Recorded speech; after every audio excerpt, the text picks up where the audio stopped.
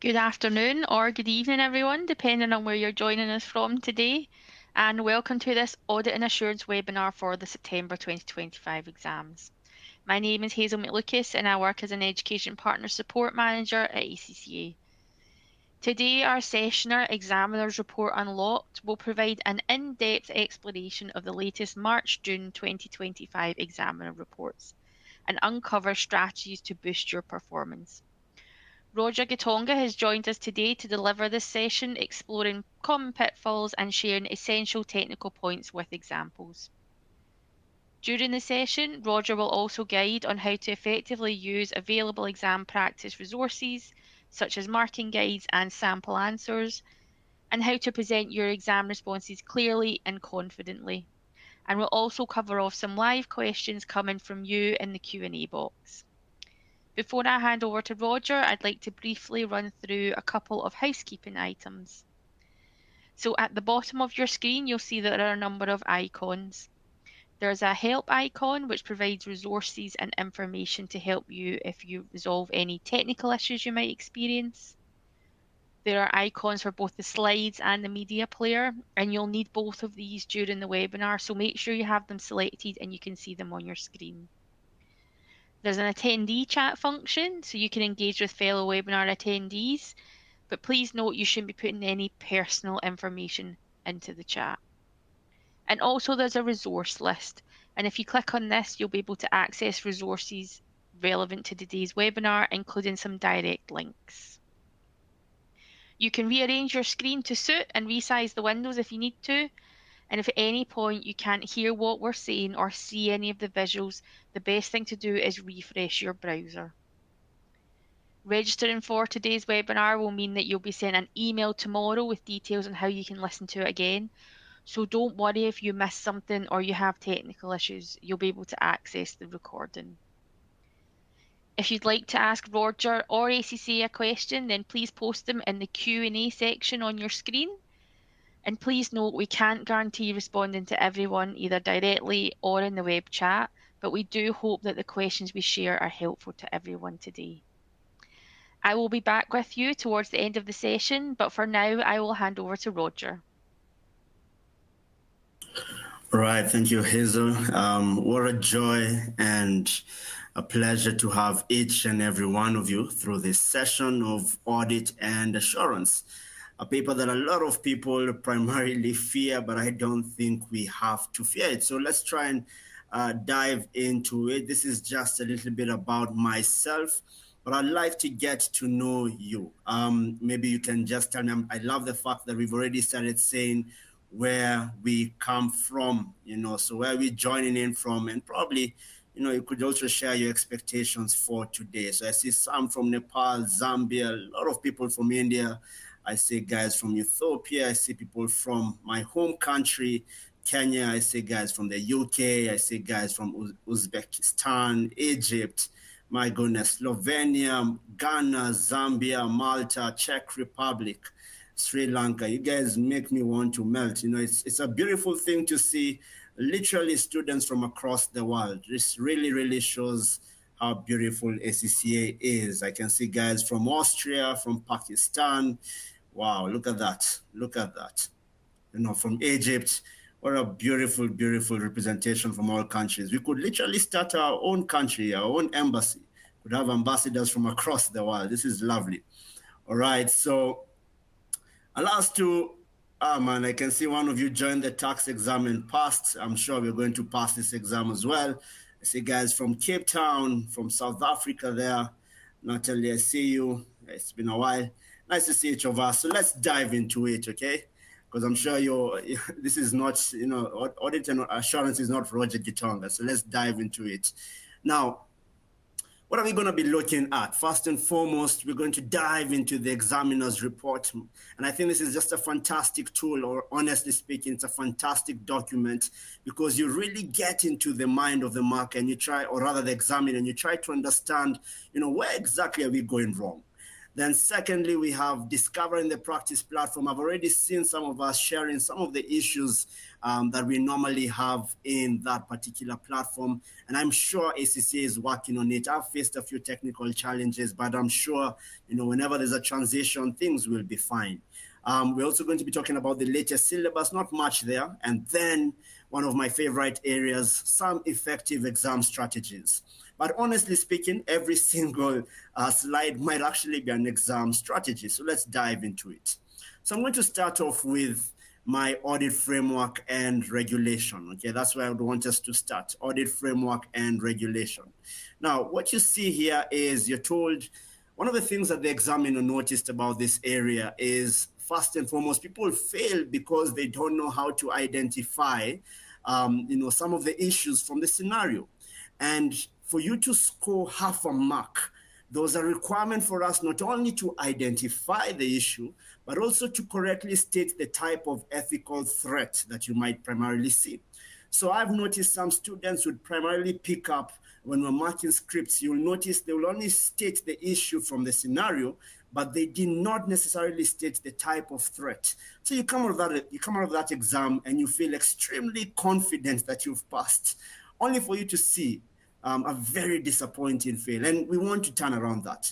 Secondly, for you to score both, for you to score that half a mark for identification, it's a requirement for you to pick both the issue from the scenario and the type of threat. So for instance, you've seen here that, the CEO is also the chairman, or let's say, for instance, you've been offered a gift as the audit team by your client, and you pick up that threat, but you don't state the type of threat as a self-interest threat, for instance, you might actually not score half a mark. Then this is the other place I find to be a bit of a challenge for students, explanation. And I think the reason why, personally speaking, I see students struggling with explaining is I do think that there's a need to primarily also heal from post-traumas. I'll give you an example. I grew up in Africa, of course, and African mothers are very interesting. So you grow up very curious. You come out and you say, why is the sky blue? Why is you constantly asking questions, professional skepticism at its best. And if your questions become a bit too much, you might just face a very heavy slap on your cheek. I mean, you didn't even see it coming. You literally didn't see it coming. And you start to realize, oh my, I can't actually ask many questions. So you stop asking as many questions. You stop being as curious. You decide to keep your questions to yourself. And before you know it, you expressing the opinion like the auditor starts to die.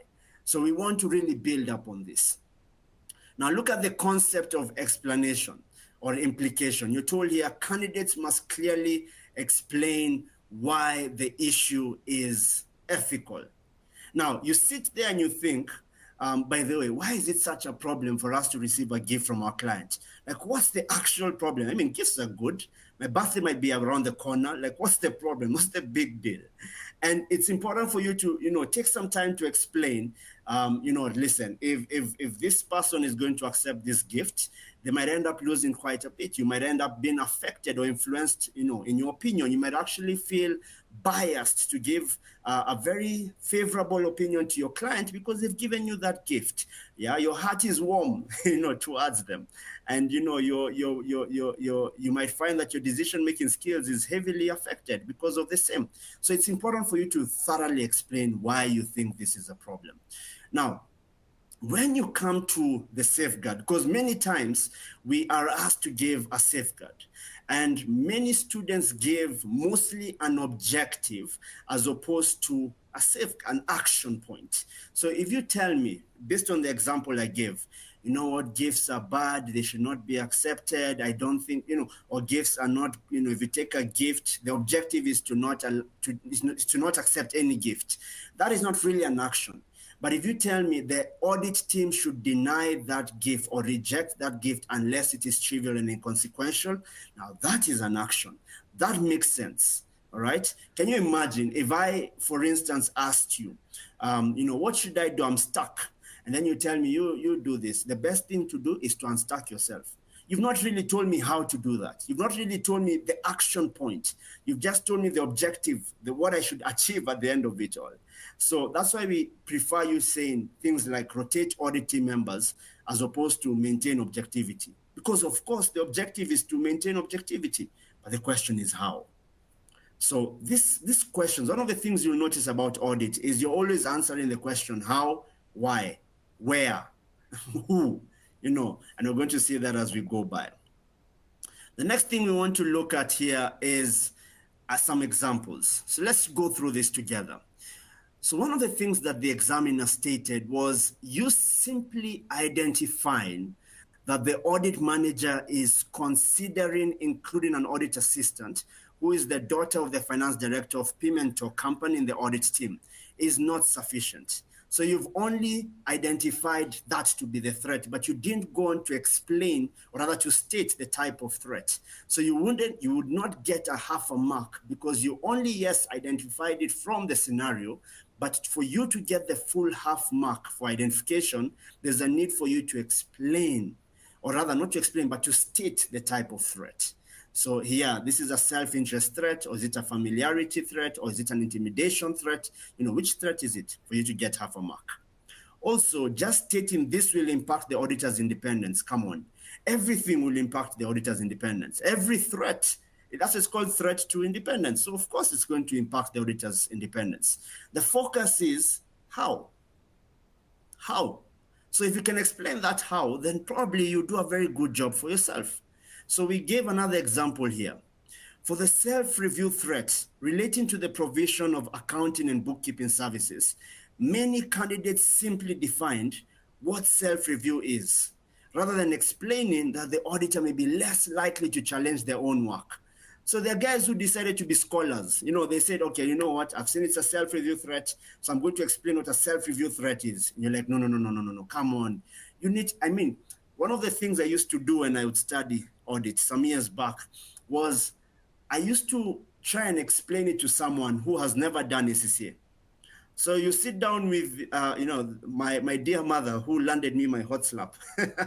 I'll sit down with her and I'd ask her, you know what, by the way, mom, these people are, they were once the auditor of this team and they're now going to be an accountant. So that's going to be a self-review threat. And she's like, what is that? What is that? And you're like, a self-review threat is, and you see, at that point in time, now you're explaining self-review. But if you want her to understand why it's a threat, then I can go on to say, listen, if this person primarily, audits their own work, they might fail to identify the challenges or the issues within, the work that they did. And of course, that would lead to, an unfortunate or a wrong opinion. Right? So you are now able to explain it better. And that's what we want from you. All right? That's what we want from you. Then we have here planning and risk assessment. One of my favorite areas, to be honest. So I'm going to be taking you guys through every area of the syllabus. Let's see how possible that is. About to break a record. Now, you're told here it is good exam technique to use the highlight function. I love the highlight function. I love colors. So there's a high chance when I'm reading through the scenario, I don't want to dig through that particular, the whole scenario again. First and foremost, reading through 3 pages for me from a book, I need to read in bits. So reading a whole scenario all at once and then reading it again and then reading it again because I failed to highlight tends to be a bit of a challenge for me. But then you come here and you're told the first thing you want to do is to identify the risk. Now, how do we do this? There are some students who copy-paste the risk, okay, from the scenario, but they must ensure the risk is clearly identified. Now, one of the things, and we're going to see an example here, so let me not dwell too much on it, but I have found a lot of students, one of the lines I like to use is when you're copy-pasting, copy-paste with wisdom. Because there are sometimes all you're doing is just throwing things, to save time. You might actually be copy-pasting the wrong risk. You may be copy-pasting something that didn't have the risk in it. And we're going to see how that's going to help us or what we can do to improve on that. Secondly is explaining the risk. Oh my, this is where I see students, it's like you're testing me. Because I find a lot of times students explain the risk from a business point of view. And I can't blame you. Let's look at your journey before audit. you have business and technology, management accounting, financial accounting, corporate and business law, performance management, taxation, financial reporting, financial management. Now, if you look at all these papers, both in the knowledge and the skills level, all of them are primarily focused on the business. So, of course, your mind has been wired to think like the business. And then finally, the auditor is like, listen, look at it from my point of view. I'd like you to understand that I am expressly focusing on my subject matter is the financial statement. So what is an audit risk? That is the risk that the auditor might give the wrong opinion on the financial statements. And therefore, if I'm going to explain a risk, I might want to tie it to the financial statements and not necessarily to how it is going to affect the business. So candidates should specify the affected financial statement area and include an assertion, or they can mention over or under or misstated. So for instance, you could say receivables, there's a risk of receivables valuation if, probably there's an issue of recoverability. Or you could say there's a risk that receivables could be overstated. Or you could ideally state that there's a control risk. For instance, if the credit controller was, left the company, they've not found a replacement. So you could actually explain it that way. And the reason why we use the last part, inherent control and detection risk, is because those are the components of the audit risk. And they're very easy to explain. I really wish we'd had time because I would thoroughly explain why those three are considered to be components. But we're told here, misstated is only valid if it's clear the balance could be either over or understated. So for example, if you're conducting, you find out that these guys did not conduct an inventory count, then there's a high chance inventory could either be under or overstated, isn't it? But if we can clearly see that it is overstated and you're there busily gambling with us, this is not Las Vegas. So don't do that. If it's clear it's over or under, man, go for what is clear. But if we see that it could be either of the two, then it's fine. You can use the word misstated. Now, let's look at a response. This is one of the places I find students struggling with again, because look at what the examiner says, that your responses must be practical, must reflect an auditor's perspective and not management's. Now, allow me to say this, even if you do not have audit experience, it's fine. I mean, some of us passed even without knowing that there was something called the Big Four. Like myself, honestly, when I was studying audit, I didn't even know there was something like the Big Four. So imagine how this could work. I mean, you can actually do it. The essence is to try and understand that everything you guys read is human created.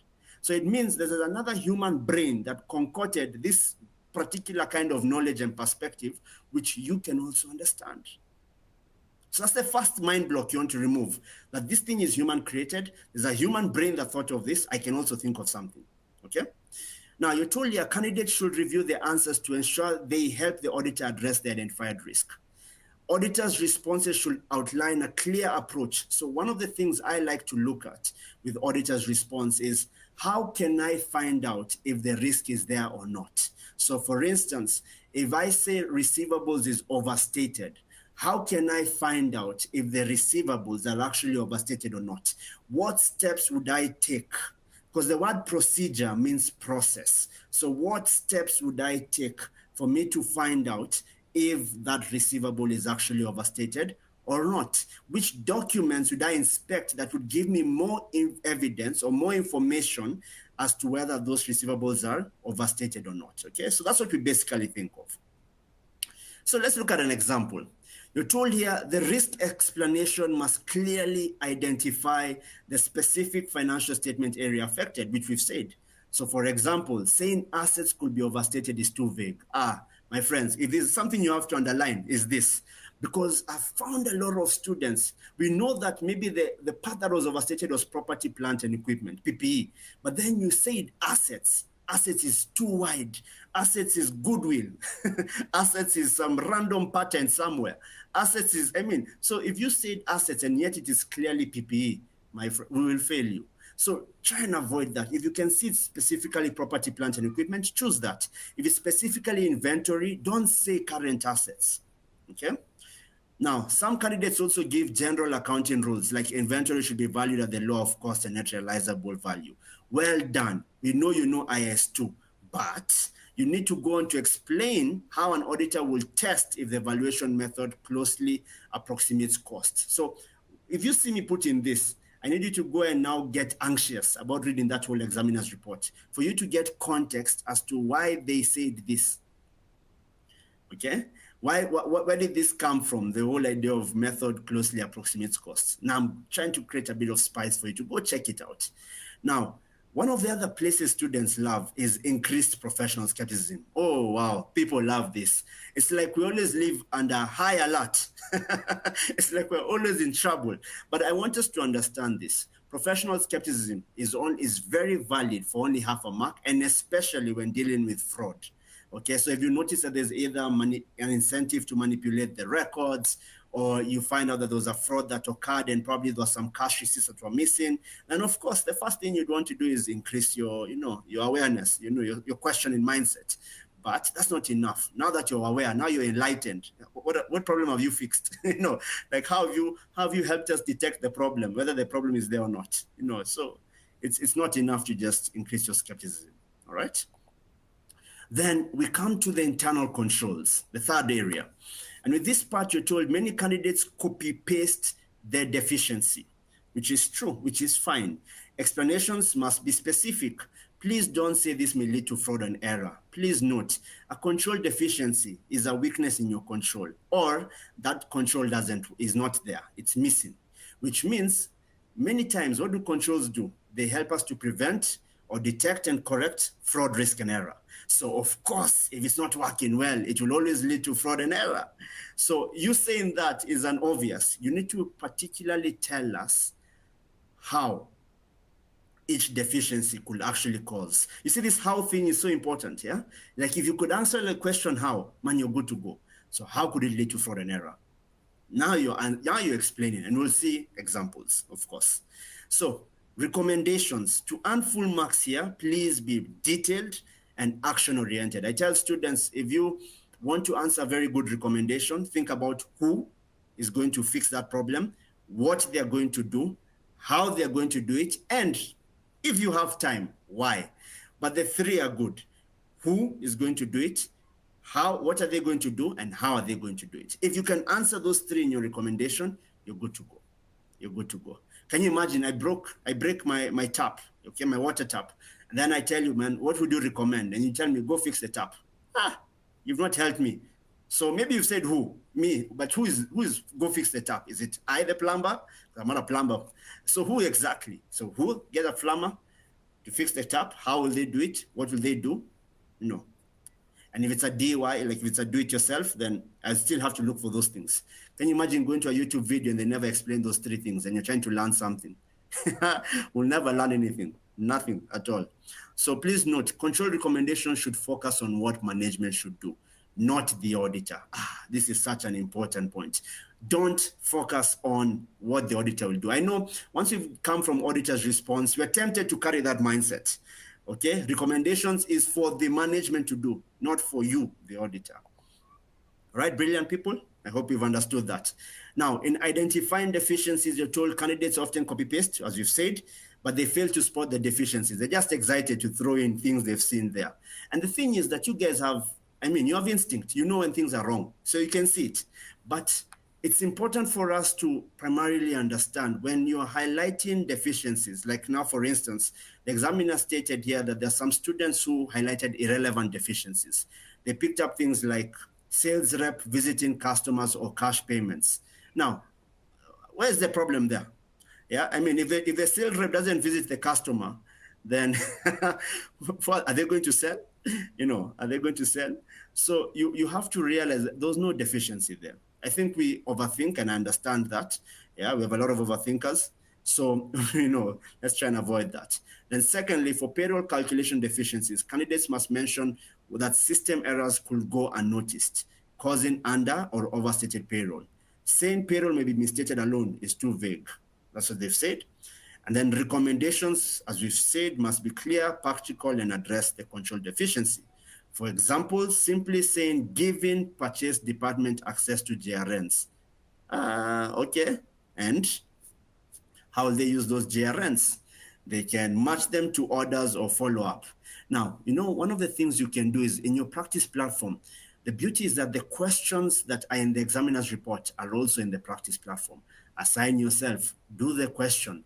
Then you will see clearly what we're actually saying here, okay? Then audit evidence, wow. Now, we're told here, candidates must compare the scenario issue with the question requirement. So I found here sometimes where you're told in the requirement, they specifically mention an assertion, like, test for valuation for inventory. But now you didn't read the requirement. So you was there excitedly, looking for you wrote everything, cut off, accuracy, I don't know what, you even created your own assertion. And you realize at that point, all we were looking for was for valuation. So tailor your answers to what is required of you, okay? Secondly, unfortunately, students lose a lot of marks given a lot of vague procedures. So it's important when you are given an audit evidence answer, you look at three things. One, you look at the verb. Like, for instance, I would like to obtain a sample of sales invoices.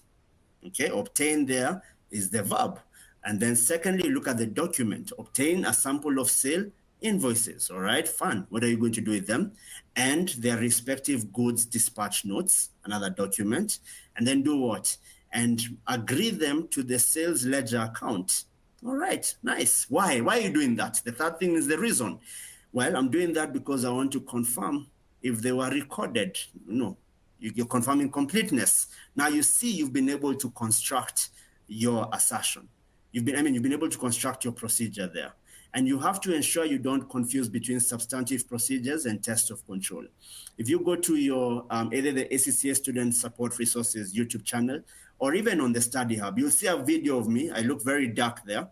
Oh my goodness. And you will notice under internal controls, you will notice that I speak about the difference between the two. So go watch it, all right? Now, when generating substantive procedures, you're told your clarity and detail are essential. Vague statements like agreeing the payments of the discount post-year end wouldn't earn your full marks unless the source document, such as the post-year end bank statement or bank ledger, is clearly specified. So you notice the examiner loves you to use the documents you're going to perform those verbs on. So you don't want to go and just say agree. What are you agreeing? Okay, so it's not a business deal. You tell us exactly what you want. Try to visualize the process. Sometimes I do this exercise with a few students where I tell them, okay, why don't you create a bunch of, even with random papers, or even put like 5 books on the table. And now tell us, you want to confirm it's been, assume one book is a ledger account or the general ledger. Now try and see, if you take this and then do this and then do that, take an invoice, assume it's an invoice, take another document, assume it's a goods dispatch note. Try and see whether, if you were to write down a procedure and then you actually follow what you've written, will you accomplish confirming that assertion? Because if the answer is no, then your procedure is vague. Okay, your procedure might be vague. All right, and this works especially for students who might not have had any audit, experience. All right, then we have here procedures like obtaining written representations or reviewing board minutes may not earn credit if misapplied. The point is, if misapplied, you can use obtaining written representations, you can review board minutes, but it's important for you to state why you're doing that.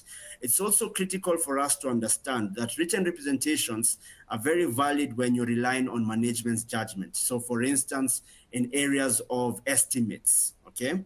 In areas of estimates, that's a very good place to say obtain written representations to confirm if the estimations given by the management are true and fair, something, but you're giving reasons. So don't just write obtain written representation, give a reason why you're performing that. Okay, and then secondly, with reviewing board minutes for authorization, that's wrong. But if I'm reviewing board minutes to confirm if they've discussed a redundancy, that can help me to indicate that there's an obligation for them to create a provision for that particular redundancy. Now that would make more sense, okay? Now, when faced with a substantive procedure question on an unfamiliar balance, candidates should start with first principles. Allow me to read this because I thought it was very important.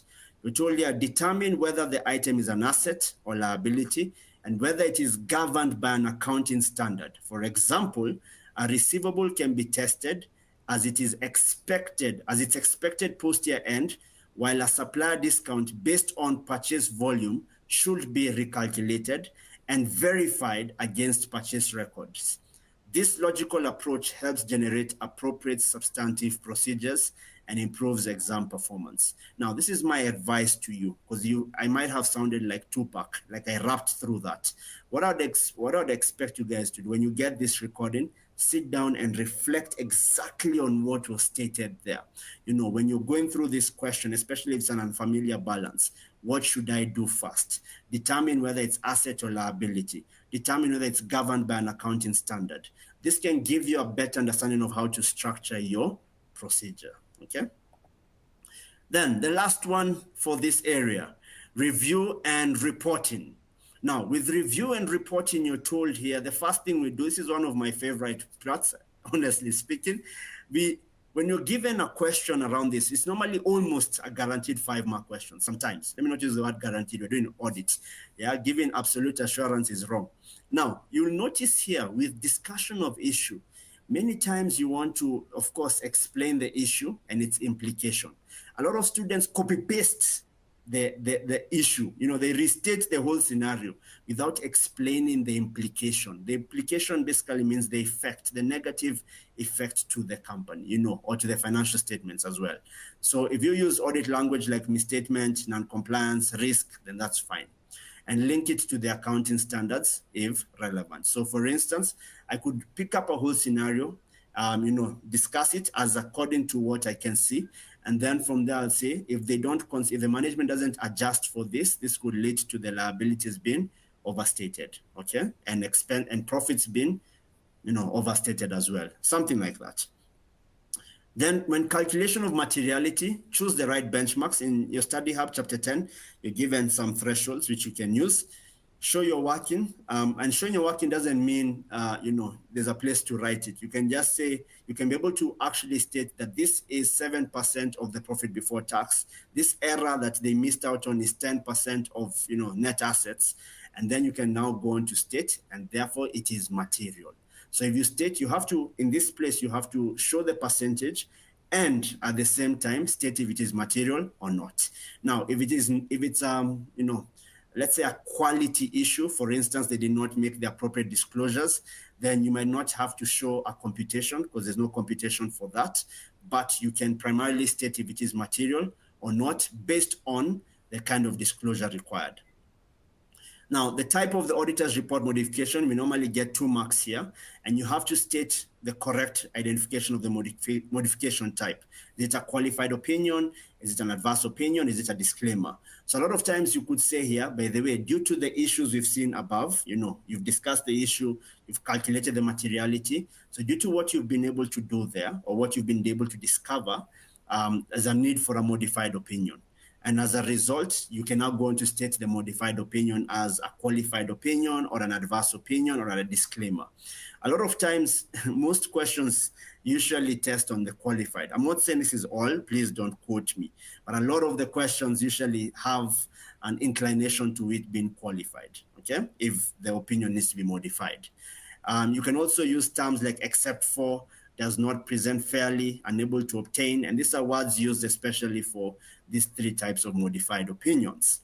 Then the last 1 mark, because this is usually around a 5-mark question, you're going to mention the specific paragraphs that are affected or are included. So if the opinion has changed to a qualified opinion, it will be a basis for qualified opinion. And you'll state whether it affects the opinion, or you could add, any other paragraph that could be brought up here. But a lot of times when you're talking about the impact on the auditor's report, it's basically looking at any adjustments to the paragraphs within the format of an audit report, or maybe a change in the wordings. So instead of it being a basis of opinion, it's now a basis of a qualified opinion, explaining why the modification has occurred, okay, or the implication to the financial statements. All right, now in your practice platform, I know some of you have already delved into this. So as I've just seen from the chat box, I saw some of us had a few issues Of course, you normally assign yourself a test here. You choose your AA over there. This is where you're going to select and start. As you can see, the arrows. And then from there, we are able to then, once you've done the assignment, now I've chosen the specimen. Once you've chosen the specimen, you can now mark the exam. Now, as you're marking the exam, it's important for us to remember to, first and foremost, the first thing you want to look at is you want to click on the tick marking option. You also want to look at the this box number 2, where you click on that box, so that you can be able to ensure that you can mark. And then there's the marking guide on number 3. So if you look at the marking guides, it really helps. What I've noticed with our current practice platform is there some times when you'll notice if you click on the marking guide, it's empty, but if you click on the sample answers, you'll see both the answers and the marking guide. So click on the sample answers, you'll see the sample answers and the marking guide. This way, you can self-mark for yourself, okay? You can self-mark the paper and actually be able to see how you scored against the marking scheme, okay? Against the marking scheme. Now, the changes in the syllabus, honestly speaking, are very minimal. Oh my. Like, well, personally, I wouldn't be worried, because if you look at it, it's just a change where we found we're able to change, the position within the syllabus or the section of quality management from section B1, which was dealing with how to obtain and accept and continue an engagement, to the A2, which is external audits. So it's basically just that change. And we've also changed the term director's emoluments to director's remuneration. So there's not much. Yeah, this is not like tax. I know some of you were with me in tax before. My goodness, tax, we're always studying. But as lecturers, we're always learning this as tutors. We're always literally going through those financial acts, just to consistently update ourselves. Now, my favorite, because I wanted to give a lot of time for Q&A, so I'm really just rushing through. One of my effective exam strategies. So you have 2 weeks to the exam. I'm going to take you guys through 2 weeks, 1 week, and a few days. So 2 weeks to the exam, all right? The first thing that I have here is I find a lot of students need to build on their knowledge. Now, under knowledge, when you want to thrive in any paper, now take this to the bank, because I topped a few papers during my time. So this is my advice from a practical viewpoint, not from a tutor alone perspective, but also from a student perspective with results. Sometimes you don't trust people with results, isn't it? And we've also produced a lot of toppers as well. I think every sitting we get toppers. So I want us to understand, what do these toppers have? Because I've had students in the top 4 globally. So what do they necessarily have? One, I've noticed they are fantastic, very good in their knowledge, very good. And I find that sometimes what separates them from other students is that everyone in the class might have information, like you're well informed, but the challenge comes in with understanding. So I can ask someone, okay, fine, you've read it, well done. Can you define for me materiality in your own words? Hey, you find someone biting their tongue. Can you define for me performance materiality? Wait, what are you telling me? So you start to notice people struggle to thoroughly explain, and the concept of understanding sometimes does take a bit of time. All right. So I found for myself, there was a time I remember reading 1 page for a whole day for the purpose of understanding. And I'm not saying you do that, because I'm hoping your understanding has been more sharpened than I am. Okay. I'm sure you grasp things better than I do. I'm sure most of you guys are brilliant. If you don't necessarily say you're brilliant, yeah, tell yourself you're brilliant. But I mean, the reality is that you have to build on your information and understanding. Secondly, application. Now, with application, the biggest challenge, let's look at the concept of evidence, like what you guys learned, yeah? In evidence, we have 2 things, sufficiency and appropriateness. But we say there's no point in building on your sufficiency until your appropriateness is ticked. Because if you collect too much, but the appropriateness is not there, it's like you're collecting too much, rubbish. Yeah. So it's important for you to build on your quality. Now, what does quality mean in this case? It means, how do you know how to answer a question in this area? So there's a video I did on YouTube that touches on exam techniques. You can see the audit and assurance playlist. You'll see it there. one of the things I spend some time on is showing you guys how to answer questions in audit in different parts, because that's the challenge. Sometimes you actually have read the whole book 5 times. You're about to read, you could even write your own book if you wanted to. But the challenge comes in with, how do I actually answer questions around this area? Okay, that's the challenge I find with some students. How do I answer questions around this area? So if you wanted to look at audit risk, how do I answer an audit risk question? That's the quality. Once you get that right, now quantity comes in you practicing many questions. And the benefit of you practicing many questions gives you the chance to primarily see how the examiner could test the same area in different ways. Okay. Now in section A, because I know some of us might ask us this, in section A, candidates need to be confident with their knowledge and not second guess themselves. So you can sometimes notice one question can take you less than a minute, because many times in section A, there's a lot of ISAs tested, and you don't need to mention the ISA numbers. Okay, I'm sure that question will come in. You don't have to mention the ISA numbers. Okay, we don't expect you to be at that level, but you have to realize many times we do test on the knowledge aspect in section A. A lot of questions also come under corporate governance, professional ethics, and reports. Okay, but the problem in section A is it's a computer-based exam, so you could get different things.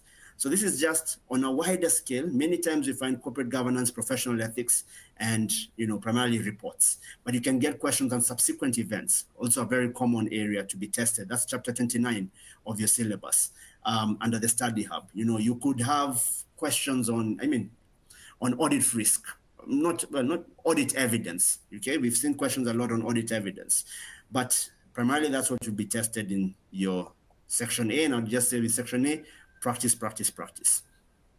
1 week to the exam. Now you have done your work, but my friend, you're sweating. You're sweating in even places you didn't think you could sweat. And there's a need for you to build yourself in these 4 areas: your physical, your emotional, your mental, and your spiritual. Your physical, I tell my students that during my exam season, that was my fittest.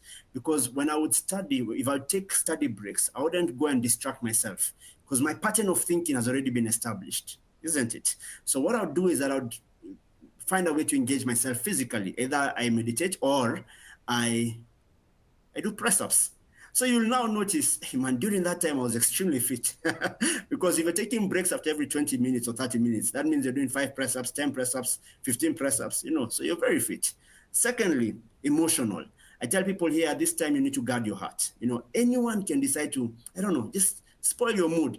You're there, you've been really practicing, and then all of a sudden, you've had a toxic work environment, or you find that your partner, the person you're dating, just decided to break up with you, and you're like, my friend, let me give you a disclaimer. Yeah, if you want to break up with me after the exam, on a light note, of course. And then the third thing is your mental. When I talk about your mental here, I'm not just talking about your mental health. I'm talking about the quality of your thoughts. I noticed I used to self-sabotage myself, because I'd be, I'd get to a point where I'm like, oh my God, I'm so scared. Will I fail again? Will I do this? Will I go through this? My friends failed. Will I fail also? And you start to realize what you start to think of, you become. So it's important for you to start to realize, no, I've prepared. I've done well. I can achieve this. I can accomplish that. I'm going to, so you have to speak. You have to really audit your thoughts before you do anything. And then spiritual, take some time to pray, take some time to meditate, whatever it is to build yourself. Men are considered to be tripartite, which means that there are 3, your spirit, soul, and body. So build yourself. And the second thing that we have here is your mock exams. Your mock exams, very important. And I know that we're going to have something about that later. Now, 2 to 3 days to the exam, get some sleep. I don't mean oversleep. I mean get rest, okay? Get some rest. Your brain functions best when it is rested. That means 2 to 3 days to the exam. The things you've been doing, the things you've been laboring to growing are now, your brain can comprehend, your brain can remember. Your brain is healthy enough to retain, and it's important for you to do. Just get some good sleep. Good sleep, I mean 6 to 8 hours, of course. Audit your thoughts. I'll always say this, because as you get nearer, it's very easy. You'll have this random friend who comes in and starts to quote ISA, 100, and you're like, wait, which one is that? which one is that? You get these people who will tell you, when I was doing audit, I failed 5 times, 10 times. I'm sure you have to fail like 3 times before you get it right. Auditor, be careful of your environment. And then create time to do at least 2 questions per segment. There are usually 5 parts of your syllabus in audit, which we've just gone through. So primarily do at least 2 questions per segment as you're left with 2 to 3 days to the exam. Always ensure to do each question under timed conditions. So you're not getting into the exam and you're like, you're there on holiday, you thought you were typing. And the problem with these centers, when you're doing center-based exams, there's someone who is typing that keyboard like a keyboard ninja. And then there's you who is looking for Q, is looking for A, you're looking for A on the keyboard, you can't find it. So do this thing under time conditions so that you don't find yourself panicking during the time of the exam. Okay. All right, lovely. Now let's come to Q&A. So I have a few questions that have been sent here. You want to know about internal controls, like what you describe in test of controls. It gets confusing sometimes to identify and explain internal controls and its test of controls. Fantastic. I've actually done a video on this, but just to give you clarity, test of controls is as simple as you actually do this in your day-to-day life. I'll give you an example. You have your phone. Your phone has a face scanner, okay? And you use it as a security measure. Now, how will I test if your face scanner is working or not? I will put my face on your phone. And if it refuses, to give me access, then it means your control is working. So the concept around test of control is to confirm if the control is working or not. So there are 2 things we look at in test of controls. 1 is the control present. 2 is the control working. Okay, this is why when we talk about things like observe if a supervisor is actually monitoring the checking in and out of employees, the concept of observing is because you want to confirm 1 that the guard is there, because that's the control, or the supervisor is there. But 2, you want to confirm that they're doing what they're meant to be doing. Okay, so you're also confirming is the control working or not.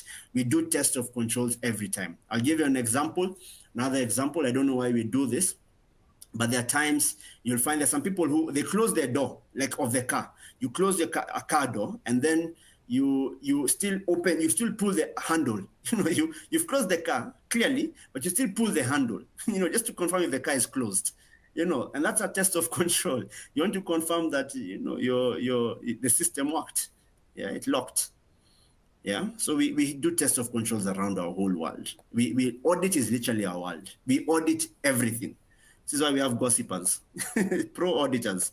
And I'm joking.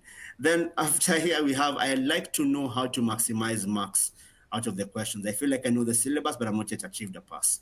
Man, I first and foremost, when you've come from a place of failure, it's important for you to immediately know and determine it in your mind that this is what happened in the past should serve as a lesson. It should not serve as a repetition, okay? And sometimes I have gone through failure. Let me say that with ACCA. I failed my first 2 papers. And as much as I told you I've topped, the topping came from failure. And I learned a lot. I learned based on the tips I've given. I was good in my knowledge, but my application was weak. There are some papers I was bad at both. And then there were others, my time management was pathetic. Actually, in the skills level, I think I only finished 2. The others, I left a 20-mark question. I don't know. My time management was really bad. And I can tell you for a fact, for me, when I find people doing this, one of the tools I'd really recommend is sit down with your My Exam performance. Try and see which areas you've been really weak at, and why. And is it because of how you're answering the questions? Because there's a high chance that could be the case, okay? And then what do application mean? I think I've explained. Application looks at 2 things, quality and quantity. So on quality, it's how do you answer an audit risk question? How do you answer an internal control question? And then quantity is the practice of, okay? Can you provide tips on how to tackle MTQs? Yes. So I normally find, and this is a secret of mine, in the section A questions, you'll normally find that out of the 5 questions per scenario, there are like 2 of them purely knowledge-based. They might not even be in the scenario. And therefore, that means your knowledge has to be really good, okay?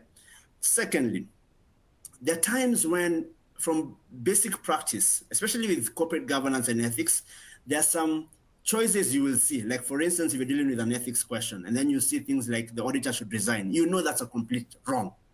So what I like to do is that there's sometimes when in an MTQ, there's a chance you know that these two options here are completely wrong, and I'm left with A and B. Now, if your English is failing, like you can't interpret what's happening in those choices, I'd always say ensure you never leave an answer blank. Okay? But it's critical for you to know. Your knowledge will really help you to sometimes eliminate 2 out of the 4 possible choices. There's a high chance just by you purely knowing. And then the second part is applying to looking at the scenario. What is the scenario saying concerning this particular question I'm dealing with? It will really help you to then tackle the other part. So knowledge and application applies everywhere. So in this concept, your knowledge is, I know this can definitely not be an answer. Because you can imagine if you're dealing with assurance engagements, and then they tell you, I don't know, which one of the following is an assurance given by the auditor. And then you find they give you reasonable, limited, I don't know, zero, absolute. Your knowledge will already tell you there's nothing like zero, there's nothing like absolute. So you know there's reasonable and limited. Then the second part will be, let me look at the scenario and see what they're asking about. Application. And if they're asking you about a review engagement, you'll know, that's a limited assurance. So you already got your answer. So you see, that's how we work with the two.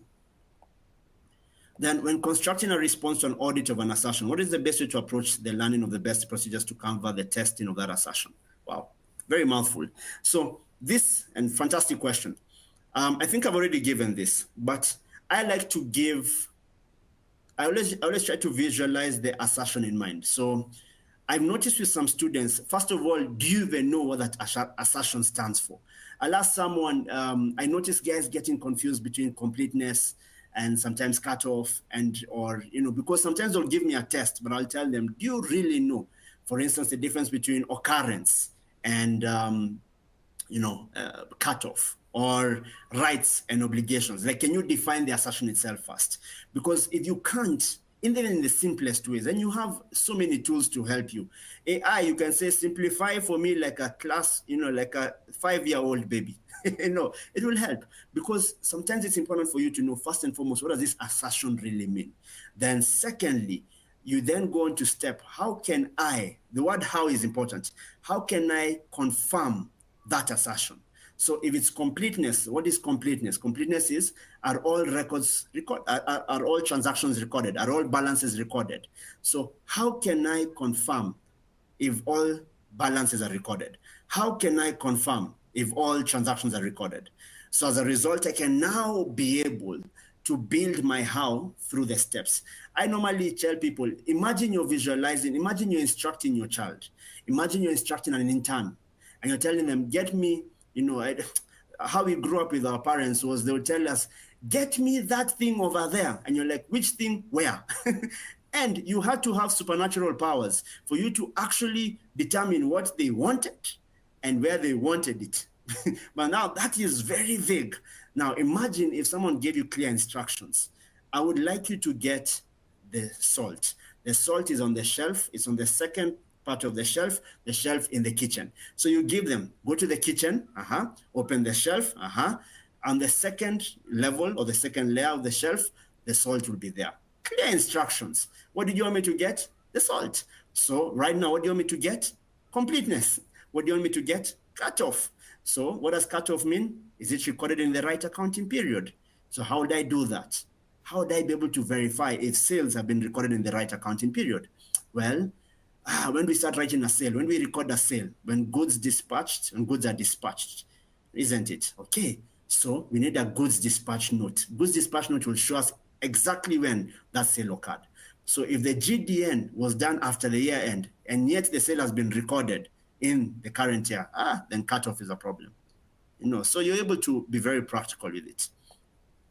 Due to office workload, I didn't get much time to study a lot. I'm not fully prepared for the exam. I still have 2 weeks. I think I've done this 2 weeks exam, so I hope it helps, right? I hope that helped. And I understand, man, that workload balance. I self-studied the professional papers and I was balancing 2 jobs. You can do this. You can do this. Okay? So if it is an explain question about substantive procedures worth 6 marks, can you write 6 different points and get a point, or is it 3 points and each one explained? Okay. This is a good question. If you're asked for 6 marks, it's a substantive procedure and they tell you 6 marks, it's 6 points. Now, this is my cheat code. First of all, I look at the requirement. if I notice that they have given me, I don't know, let's say for instance, they don't specify an assertion. I love that, because what I'll do is I'll pick up, two procedures for completeness, two procedures for accuracy, one analytical procedure, one cutoff. So I'll be able to play around with it. And I'll have to be keen to know, is this, a transaction, or is it a balance? Because they're tested differently. Okay, sales is not receivables. Sales is not receivables, okay? Can I use abbreviations, DIO, DPO, DSO? There are common abbreviations, and then there are some that are not common, like the ones you stated. So for instance, things like PPE is an abbreviation that can be easily used. We all know what PPE is, okay? So it's important for you to ask, are these abbreviations well known?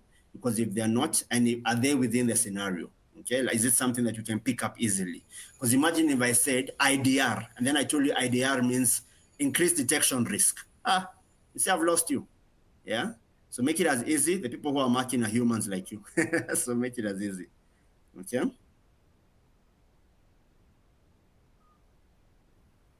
All right. So there's someone who has, hello, Roger. Thank you for the session. Thank you as well for being here. I've been taught with the exams to focus on getting marks and not spending time on introductions that will not gain marks. I've seen some sample answers where they provide introductions.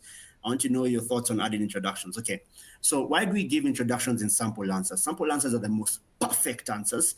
And the reason why we give introductions many times is because we want a student, when they're revising, to get context on where that answer is coming from. So it's not that we want you to write that in the exam. No, it's from a student's point of view. When you're revising those questions, okay, in the kit, past exams, it helps you to primarily know, okay, fine, why, even when saying IS2 states that, we don't really need you to state that. You understand? It's just that we give it in the sample answer because we want you to understand. When we now go on to say inventory was overvalued, you can, or there's a risk inventory was overvalued, you can get context on where that came from. But from the exam point of view, you're right. There's a risk that inventory is overvalued because, and then you give your explanation why you think so. Okay? All right, so some questions I've seen repeated here. I'm looking at the ones that have just been captured for me very quickly. All right, so my final point, because I think I've looked at all the questions that have been sent to me, but my final advice to you guys is, please note this, and this can shape your mind for me. If you know, you know. And if you don't know, start getting to know. And if you're already getting to know, please know you're about to succeed. All right, you guys can do this. I wish you guys the very best. I'm so excited to celebrate your wins, most definitely, and for you guys to join me in membership.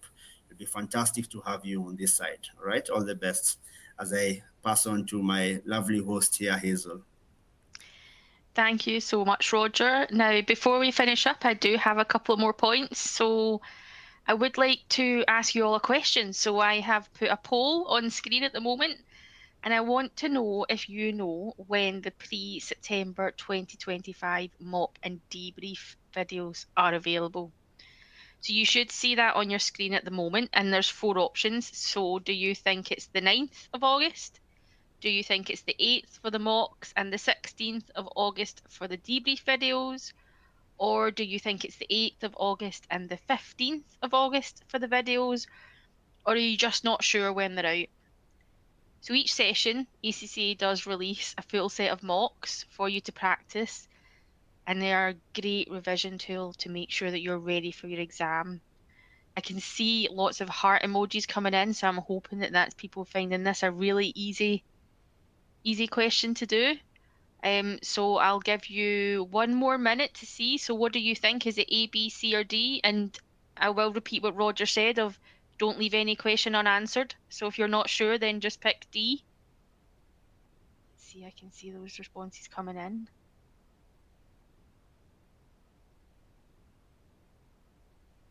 So if you're quick, you can get it through, and then I'll move on to see the answer.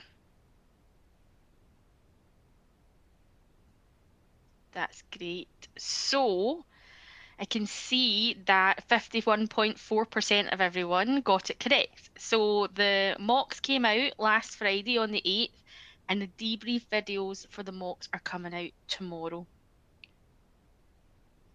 Now, finally, just a quick recap of the best 3 resources that you can use to equip yourself for your exam. Now, firstly, as Roger's shown you today, the CB Practice platform, which contains ACCA specimens and past exam content. You can self-mark your answers within the platform using marking guides and sample answers, and you can also track your performance, which will give you confidence on the lead up to the exam. We also have the ACCA Study Resources YouTube channel, and on here you can find the latest videos to help you prepare for your exam. So you can find videos on exam technique and exam specific guidance, which will also help build your confidence. And finally, the ACCA Study Hub, which has online study content covering the full syllabus, and you'll find short quizzes to test your understanding as you progress through, and also practice and revision questions and flashcards that are a great resource to help you prepare for your exam. So that brings us to the end of today's live session. I really hope you found it helpful and picked up some useful tips from Roger. Before we wrap up, just a quick reminder to check out the updated resources section at the bottom of your screen. They're super handy to help you prepare for your exam. And also, don't worry if you've missed anything. As we've mentioned, as you've registered for today's webinar, you'll receive an email tomorrow to watch it all again. So thank you, Roger, for providing your valuable insights today, and also to the team who've supported in the back end to deliver this successfully. And finally, thank you to all of you for joining today, and we wish you all the best for your exam.